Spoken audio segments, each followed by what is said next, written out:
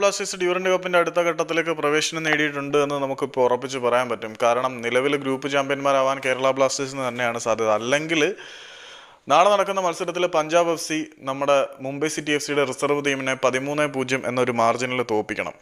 അല്ലെങ്കിൽ 12-0 എന്നൊരു സ്കോറിൽ പഞ്ചാബ് മുംബൈ സിറ്റിയെ തോൽപ്പിച്ചു കഴിഞ്ഞാൽ ഗ്രൂപ്പ് ചാമ്പ്യന്മാർ ആരാണ് എന്നറിയാൻ വേണ്ടി ടോസ് ഇട്ട് നോക്കും. കാരണം കേരള ബ്ലാസ്റ്റേഴ്സും പഞ്ചാബ് എഫ് സിയും തമ്മിൽ ഏറ്റുമുട്ടിയപ്പം 1-1 എന്നുള്ള അവസ്ഥയിലായിരുന്നു കാര്യങ്ങൾ പോയത്.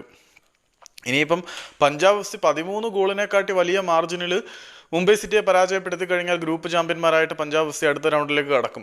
പക്ഷേ ഏറ്റവും മികച്ച 2ാം സ്ഥാനക്കാർക്ക് കൂടി, അതായത് മുഴുവനുമുള്ള ഗ്രൂപ്പുകളിൽ നിന്നുള്ള ഏറ്റവും മികച്ച 2 സ്ഥാനക്കാർക്ക് കൂടി അടുത്ത റൗണ്ടിലേക്ക് കടക്കാൻ കഴിയുന്നത് കൊണ്ട് തന്നെ വേറെ ഒരു ക്ലബും 15 ഗോളിൻ്റെ ഡിഫറൻസുമായിട്ട്, അതായത് 16 ഗോളിൻ്റെ ഡിഫറൻസുമായിട്ട് 2ാം റൗണ്ടിലേക്ക് കടക്കും എന്ന് എനിക്ക് തോന്നുന്നില്ല. കാരണം കേരള ബ്ലാസ്റ്റേഴ്സിന് ഇപ്പം 15 ഗോളിൻ്റെ ഗോൾ ഡിഫറൻസ് അഡ്വാൻറ്റേജ് ഉണ്ട്. അപ്പം നാളെ പഞ്ചാബ് 13-0 മുംബൈയെ തോൽപ്പിച്ച് 1ാം സ്ഥാനം നേടിയാൽ പോലും 15 ഗോളിൻ്റെ ഡിഫറൻസ് കേരള ബ്ലാസ്റ്റേഴ്സിനുള്ളത് കൊണ്ട് തന്നെ കേരള ബ്ലാസ്റ്റേഴ്സ് അടുത്ത റൗണ്ടിലേക്ക് കടക്കും. പക്ഷേ ഇതുവരെ കണ്ട കളിയല്ല ഇനി അങ്ങോട്ട് ബ്ലാസ്റ്റേഴ്സിനെ നേരിടാനുള്ളത്.